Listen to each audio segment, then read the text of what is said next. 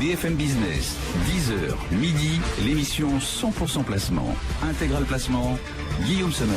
On vous emmène tout de suite au cœur des marchés. On rejoint nos deux traders Jean-Louis Cussac et Laurent Albi. Bonjour messieurs.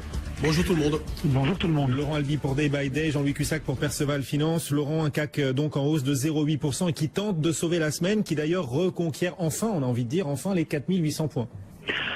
Oui Guillaume, effectivement. Alors on a eu ce point bas à 4746 points. Je parle de l'indice lui-même qui a été donc trouvé le 31 janvier. Et puis on voit bien que hier et avant-hier on a rebondi, mais c'était un rebond qui était quand même assez hésitant. Et puis ce matin on a une confirmation de ce rebond avec pour le moment une séance qui s'inscrit largement dans le vert.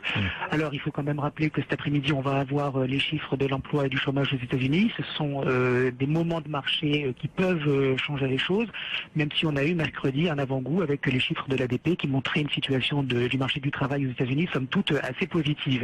Donc sur l'horizon court terme, c'est-à-dire en bougie quotidienne pour le début de semaine prochaine, à moins d'un renversement notable cet après-midi, on peut tout à fait tabler sur une continuation de ce rebond du CAC 40 vers à terme un retour sur cette zone des 4900 points, un CAC 40 qui est faible, qui est faible par rapport au DAX, qui est dans un range, mais qui donne des signes potentiels de fin de consolidation et de reprise haussière, reprise qui s'inscrit, je le répète, dans un trading range latéral sur 4900 points.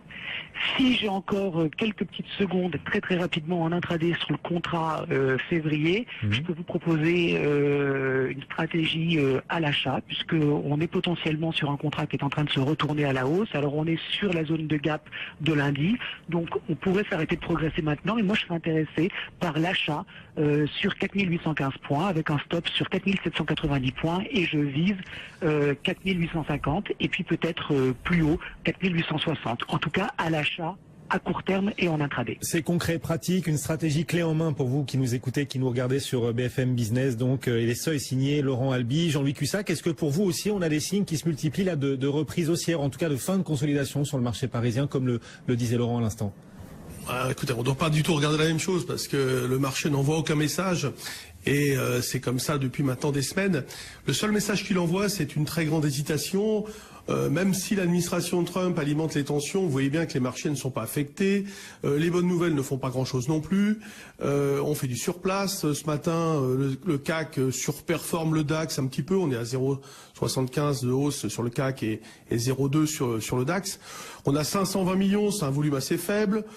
Donc je vous dis, il y a une très grande hésitation. Moi, ce que je constate, c'est que le niveau de 4750 a fonctionné en tant que support. Donc les achats dans cette zone, eh bien, ont fonctionné et ont apporté donc un écart positif.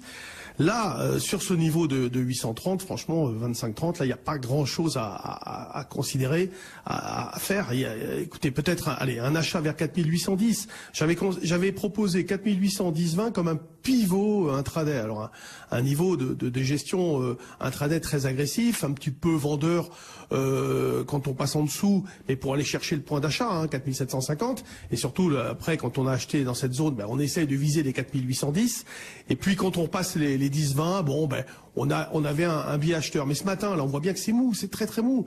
On a eu cette hausse partant de 4790 jusqu'à 35, mais il n'y a rien. C'est très très très creux. Je vous dis, les bancaires un jour montent, un jour elles baissent. On a l'alternance de ce côté-là. Non, vraiment, le marché, pour moi, si vous voulez, attend un catalyseur, des news très fortes. Et comme tout le monde va dans le même sens au même moment, à un moment donné, ça sortira peut-être quelque part, par le haut, par le bas, mais avec violence. Je pense plutôt, à un moment donné, plutôt vers le bas, mais il y a tellement de vendeurs à découvert. Donc, vous voyez cette divergence entre la logique fondamentale qui appelle à la méfiance et cette logique technique qui fait qu'il y a des vendeurs à découvert et donc des achats potentiels sur des replis ou des achats sur des accélérations parce qu'ils sont obligés de payer pour pas se faire embarquer. Voilà, ça c'était puissant fin décembre, c'est là un peu moins aujourd'hui. Voilà. Et on a un équilibre qui s'est mis en place et ça peut durer. Je vous avais dit déjà il y a un mois, ça peut durer longtemps. Et je suis même surpris que ça dure encore. Et ça peut encore durer. On n'est jamais au bout. Laurent, votre réponse à Jean-Louis, pour qui, au contraire, le marché n'envoie pas de message et pas de message de fin de consolidation, qu'est-ce que vous répondez à ça? Écoutez, c'est pour ça que c'est intéressant le match des traders, parce que vous avez deux traders et vous avez donc deux avis qui sont différents.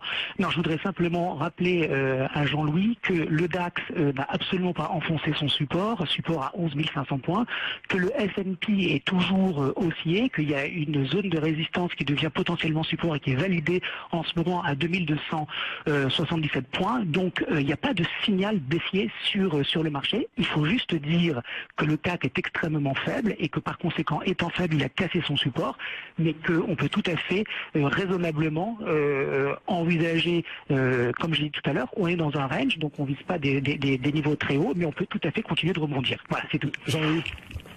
Non, simplement, là, il n'a pas dû bien entendre. Là, il confond avec Alexandre Baradez, qui lui était baissier. Moi, je suis tout le temps haussier, moi, depuis longtemps. Et ce matin, et encore depuis ces derniers jours, je conseillais l'achat à 4750. Donc là, il y a un petit problème d'attention, on va dire. Bon, allez, c'est le match des traders. Deux avis, deux regards, et parfois ça se rémaille un peu, et c'est ça qui est sympa aussi sur BFM. Merci messieurs, Jean-Louis Cussac, Perceval Finance, et Laurent Albi depuis